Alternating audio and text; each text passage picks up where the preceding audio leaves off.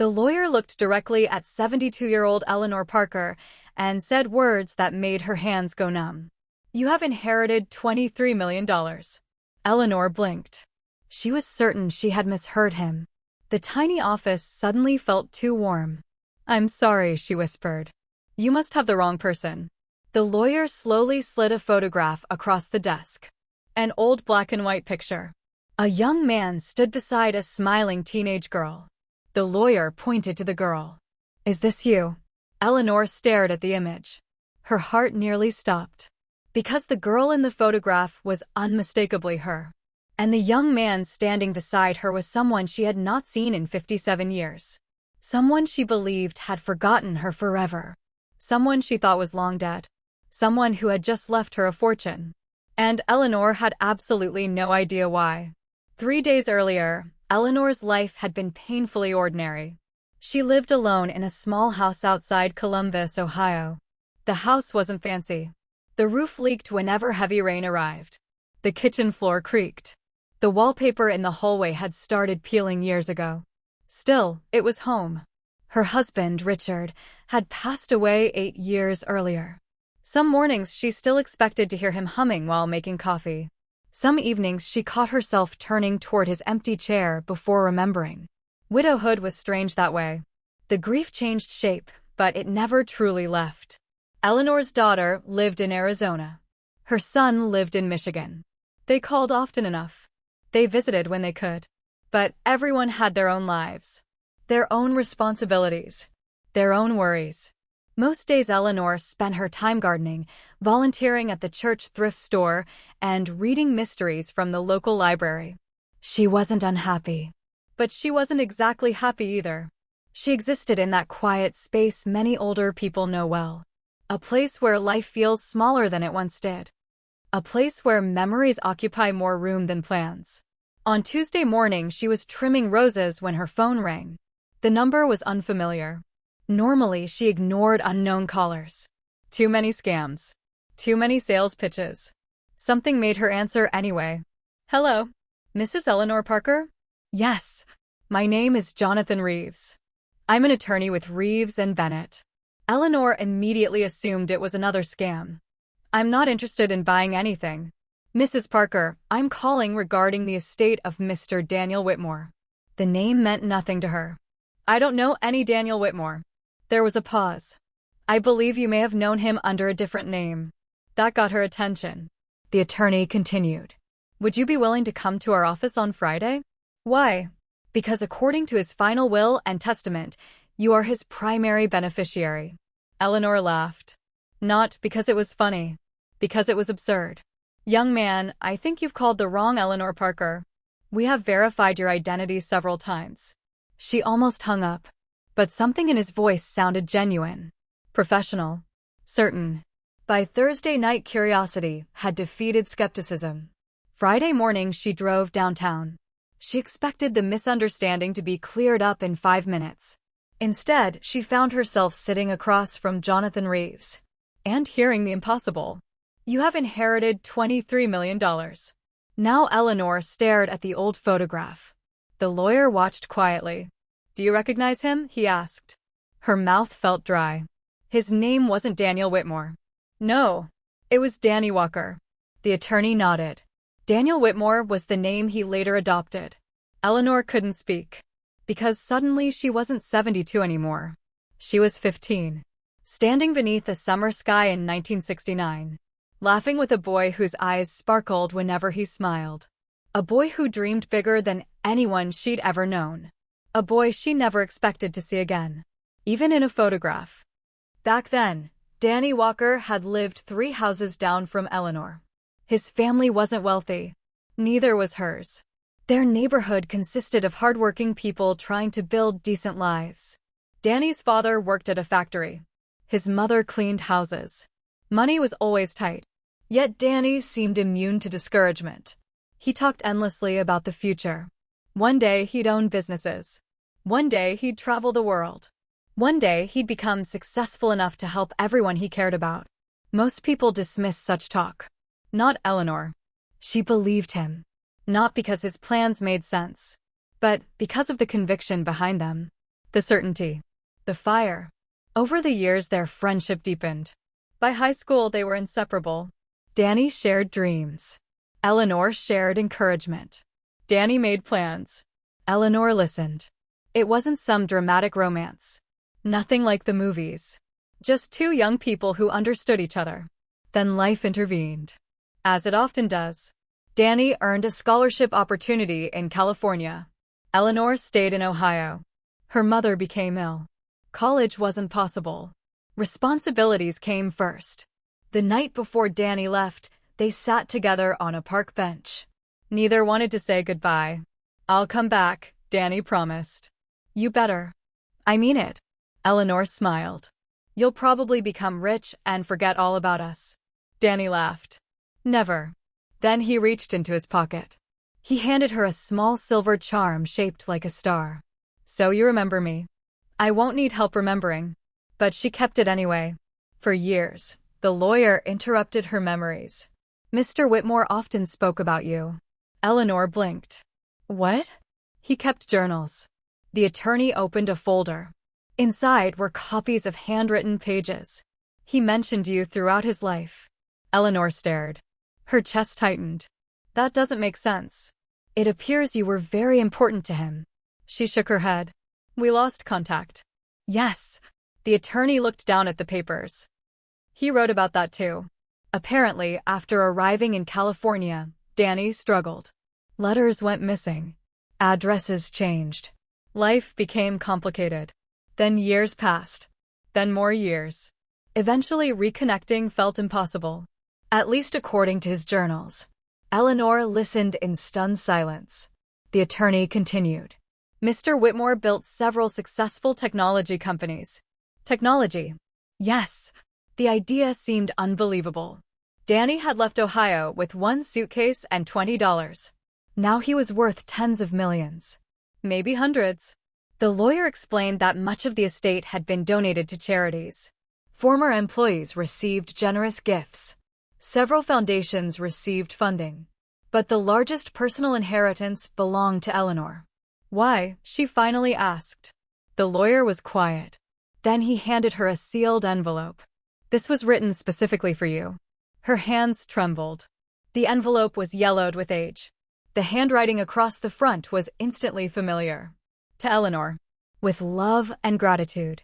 Those 6 words nearly broke her heart. Slowly, she opened it. Inside was a letter.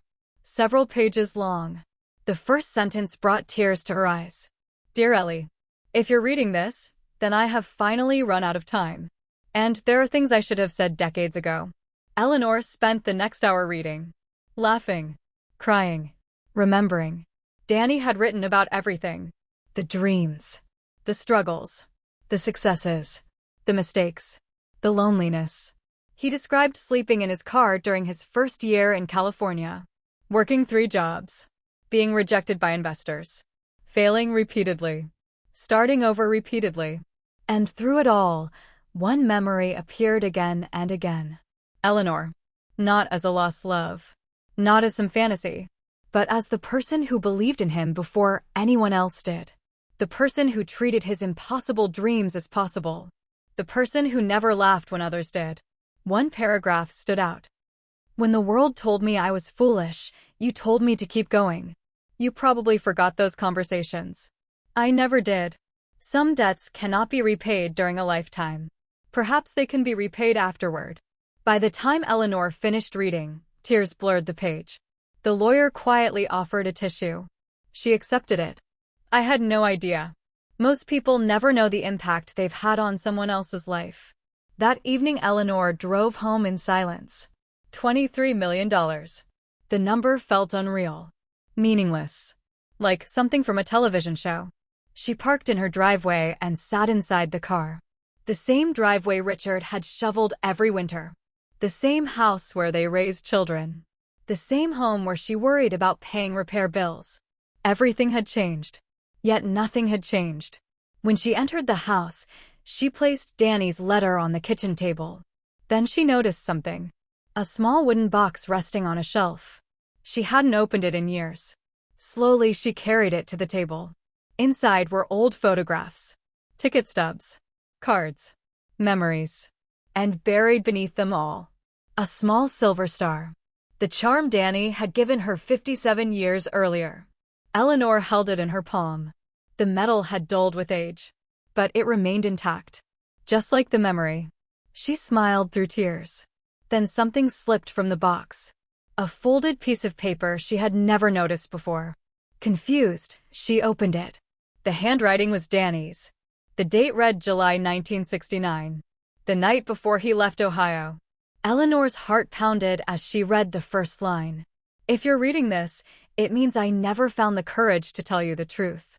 She froze, because suddenly she realized there was far more to this story than an unexpected inheritance. Far more than money. Far more than gratitude. And whatever Danny had hidden for nearly 60 years was about to change everything she thought she knew about her own life. The note trembled in Eleanor's hands. She had already inherited $23 million from a man she hadn't seen in nearly 6 decades. But somehow, the yellowed piece of paper she now held felt even more important. The handwriting was unmistakably Danny's. Young, hopeful, slightly messy. A 17-year-old boy trying to put difficult feelings into words. Eleanor slowly lowered herself into a kitchen chair. Outside, evening shadows stretched across her yard. Inside, the only sound was the ticking clock on the wall. She took a breath and began reading. If you're reading this, it means I never found the courage to tell you the truth. Maybe I'll tell you tomorrow.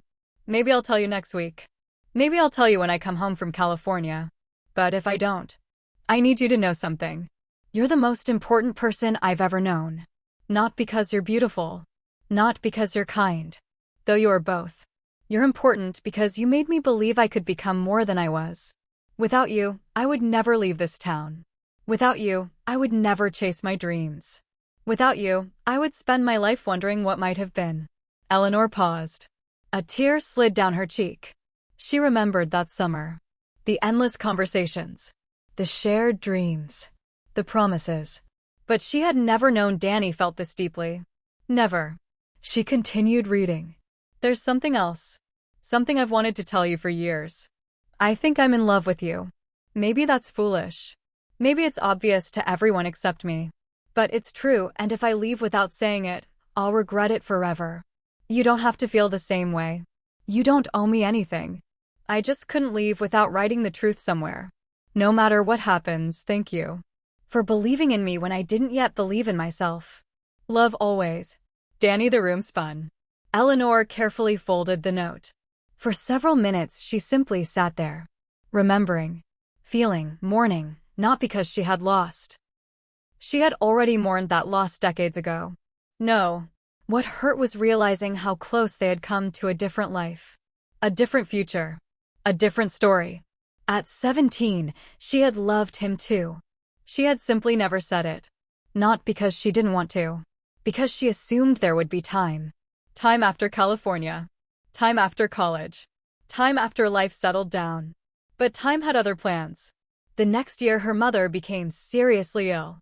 Then came responsibilities. Then work. Then Richard. Then marriage. Then children. And eventually, Danny became a memory. A cherished one. But still a memory. Now she discovered that for 57 years, 2 people had carried the same secret. And neither had ever known. That night, Eleanor barely slept. Questions flooded her mind. Why had Danny kept thinking about her all these years? Why had he never reached out? Why had he changed his name? Why leave her such a staggering fortune? And perhaps most importantly, why now? The next morning her phone rang. It was Jonathan Reeves. Eleanor, I apologize for disturbing your weekend. It's all right. There are some additional documents I'd like you to review. More documents? Yes. His voice hesitated. Mr. Whitmore left specific instructions regarding them. Eleanor felt her stomach tighten. What kind of instructions? He requested they be delivered only after you read his letter. She glanced toward Danny's note. What documents? A collection of journals. 3 hours later, she sat once again inside the attorney's office. This time, several large boxes rested beside the desk. Eleanor stared. Those are journals? Jonathan nodded. 37 of them. 37. He wrote regularly throughout his life. The attorney carefully removed one. Leather-bound. Worn from use. Much of it concerns business. He smiled softly. But quite a lot concerns you. Eleanor felt overwhelmed. Why would anyone spend decades writing about me? Jonathan looked thoughtful. Perhaps because some people leave a bigger mark on our lives than they realize. Over the next several weeks, Eleanor began reading. Not every day. The emotions were too intense. Sometimes she could only manage a few pages. Other times she spent entire afternoons lost in Danny's words. The journals revealed a life far more complicated than she imagined. Danny had arrived in California nearly broke. His first business failed. His second business failed. His third barely survived. There were years when he had less than $100 in the bank. Years when success seemed impossible. Yet every time he considered giving up, he remembered conversations from Ohio. Conversations with Eleanor. One journal entry from 1977 caught her attention. Today, I almost quit. Then I remembered Ellie telling me that determination matters more than talent.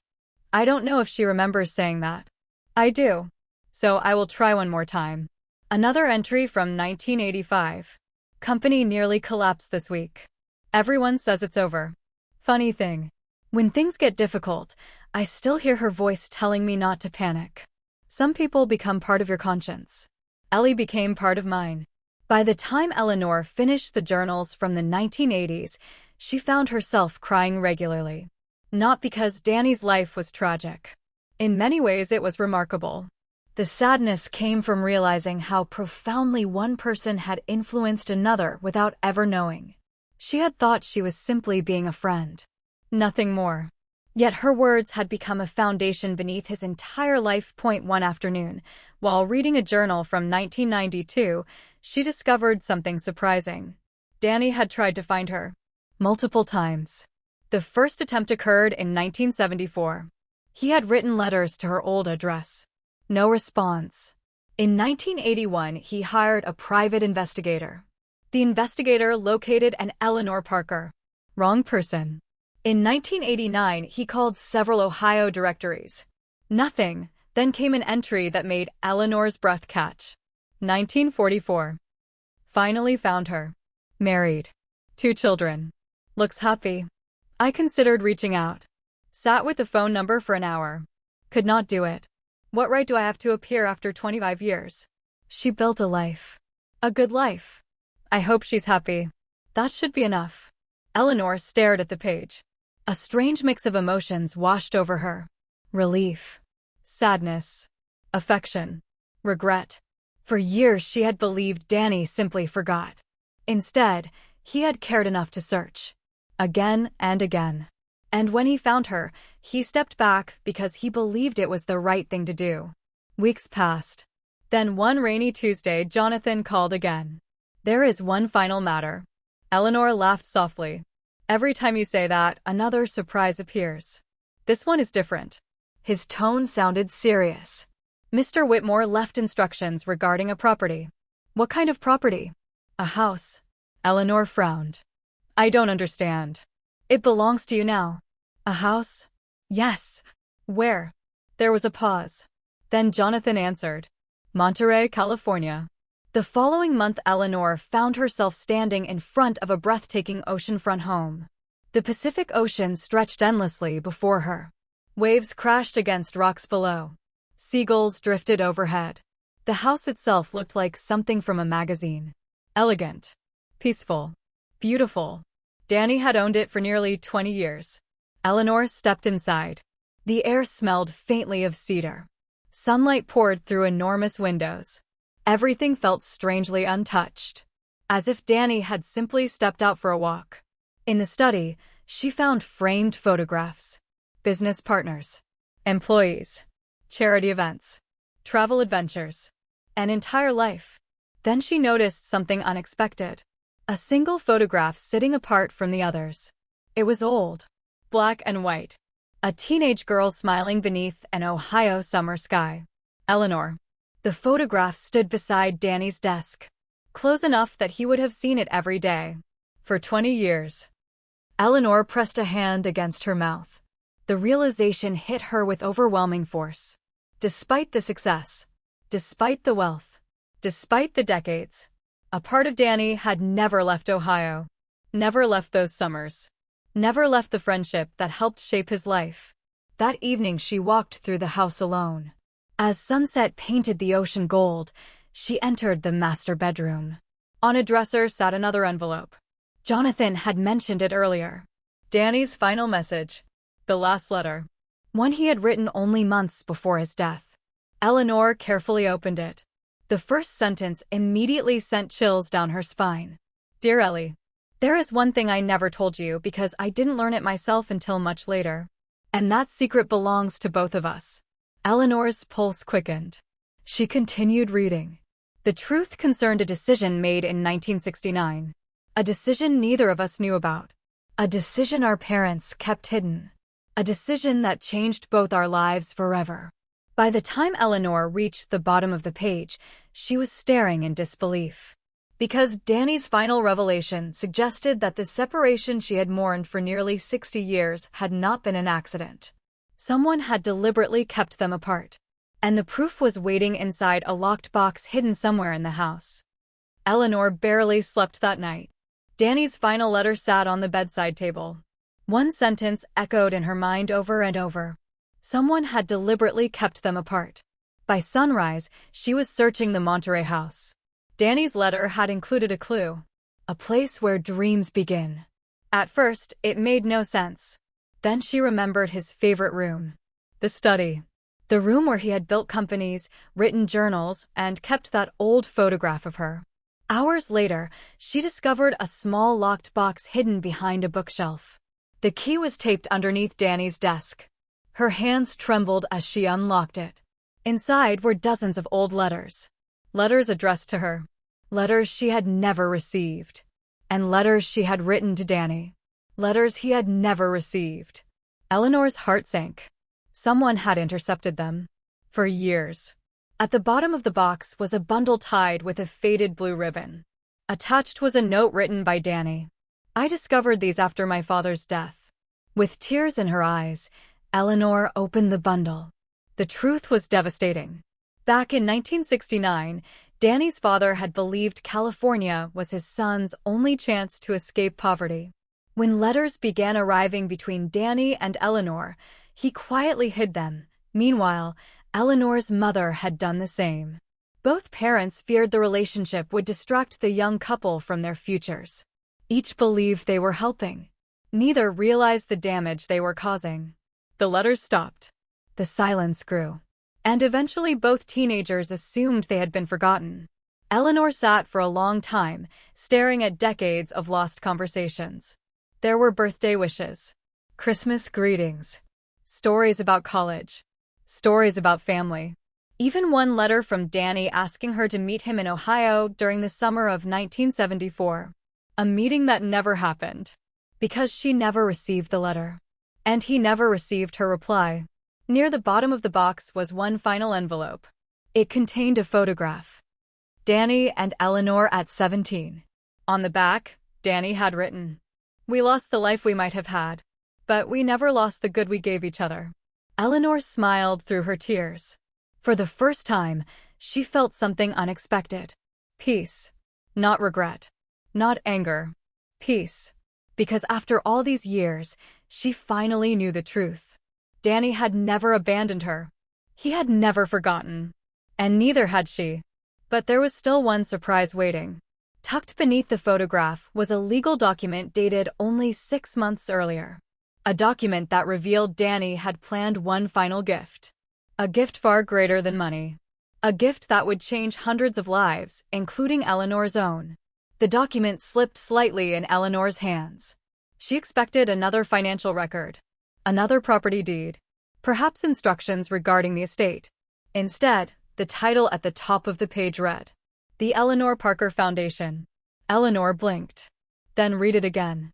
And again. Her name. Not Danny's. Not Whitmore Industries.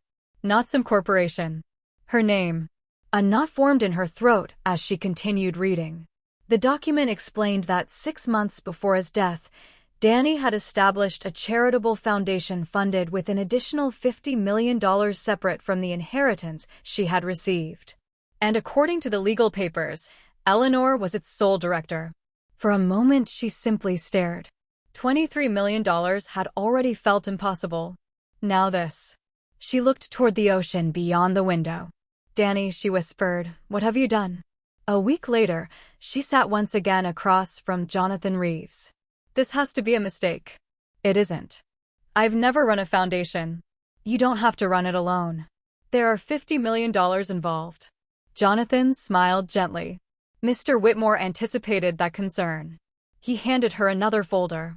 Inside were detailed plans, scholarship programs, housing assistance, emergency support funds, mentorship initiatives. Everything carefully organized. Danny had spent years preparing it. And at the heart of every program was a simple mission statement. For people whose dreams need someone to believe in them. The words hit Eleanor like a wave. Because that was exactly what she had done for Danny all those years ago. Nothing more. Nothing less. She had believed in him.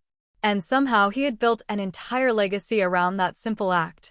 Over the following months, Eleanor learned more about Danny's life than she ever thought possible. Former employees called. Business partners wrote letters. Friends shared stories. Again and again, the same pattern emerged. Danny had never forgotten where he came from. One former secretary wrote, "Mr. Whitmore paid for my daughter's college education when he learned I couldn't afford it. He never told anyone." A retired engineer shared another story. "When my wife became sick, he continued paying my salary for almost a year even though I couldn't work." Then came a letter from a young woman named Maria. Eleanor read it 3 times. "Dear Mrs. Parker, you don't know me, but Mr. Whitmore changed my life. I was 16 when my father died. We were losing our home. One afternoon, a man arrived with paperwork showing our mortgage had been paid in full. For years, we never knew who helped us. 3 months before his death, Mr. Whitmore finally admitted it was him. When I asked why, he said something I'll never forget. Many years ago, someone believed in me when I had nothing. I'm still trying to repay that debt." Eleanor couldn't stop crying. Because she knew exactly who he had been talking about. One afternoon, several months later, Eleanor visited Ohio. Not because she had to. Because she wanted to. She drove through her old neighborhood. Much had changed. Some houses were gone. Others had been renovated. The old park where she and Danny spent countless evenings remained. The bench was different. The trees were taller. But the feeling lingered. She sat quietly, listening to birds in the distance, remembering, not with sadness this time, with gratitude. For years she had focused on what might have been. Now she found herself appreciating what had been. The friendship, the encouragement, the impact neither of them fully understood. As she prepared to leave, she noticed a young woman sitting nearby, perhaps 19 or 20 years old. She looked upset, head lowered, eyes fixed on the ground. Normally Eleanor might have walked past, but something made her stop. "Are you all right?" The young woman looked up. "Not really." For the next 20 minutes they talked. The girl explained she was considering dropping out of college. Money problems, family pressure, fear. The future felt impossible. Eleanor listened carefully. Then she smiled. "You know something?" "What?" "Most dreams look impossible at the beginning." The young woman laughed softly. "Easy for you to say." Eleanor thought about that. If only she knew. If only she knew how uncertain life had once been. How ordinary people could influence extraordinary futures. Before leaving, Eleanor handed the young woman a card. The card contained information about a scholarship program operated by the foundation. The young woman's eyes widened. "You think I should apply?" "I think you should absolutely apply." For the first time during their conversation, hope appeared on the girl's face. And suddenly Eleanor understood something. Danny's final gift wasn't really about money. It never had been. That realization became even clearer the following year. Applications poured into the foundation. Thousands of them. Students, single mothers, veterans, widows, small business owners. People struggling through difficult chapters of life. People one setback away from giving up. The board members frequently asked Eleanor how to choose recipients. Her answer never changed. Look for determination. Not perfect grades. Not impressive resumes. Not polished interviews. Determination. Because that's what she had seen in Danny decades ago. And because someone determined could change the world if given the chance. One spring morning, nearly 2 years after receiving the inheritance, Eleanor attended a scholarship ceremony. More than 100 students were present. Many came from difficult circumstances. Many were the first in their families to attend college. As the event concluded, a young man approached her. Nervous. Excited. Holding a folded speech. "Mrs. Parker?" "Yes. I just wanted to thank you." She smiled. "You earned your scholarship." "Maybe. But this foundation gave me a chance." Then he said something that made Eleanor freeze. "My grandmother always says one person believing in you can change your entire life." For a moment she couldn't speak. Because the sentence sounded exactly like something Danny would have said. "Exactly." The young man continued. "I hope one day I can do for someone else what you've done for me." Then he walked away, leaving Eleanor standing there with tears in her eyes. Because at last she understood. This was the real inheritance. Not the houses. Not the money. Not the fortune. The real inheritance was belief. Passed from one person to another. Across generations. Growing larger every time it was shared. That evening, back at the Monterey house, Eleanor sat on the balcony overlooking the ocean. The sun slowly disappeared beneath the horizon. Orange turned to gold. Gold turned to purple. The world became quiet. She held the silver star charm in one hand. Danny's final letter rested beside her. For the first time since learning of his death, she felt completely at peace. They had lost decades.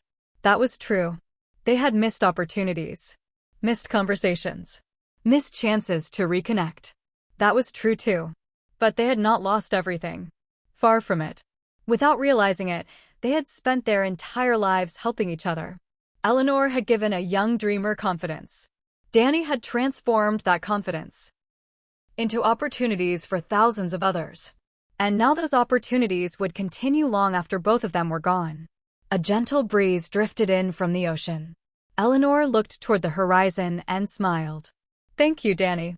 Not for the money. Not for the inheritance. Not even for the foundation." She thanked him for something much simpler. For proving that kindness matters. That encouragement matters. That believing in someone matters. Because you never know how far a single act of faith can travel. Sometimes it travels across a lifetime. Sometimes across generations. And sometimes it changes the world.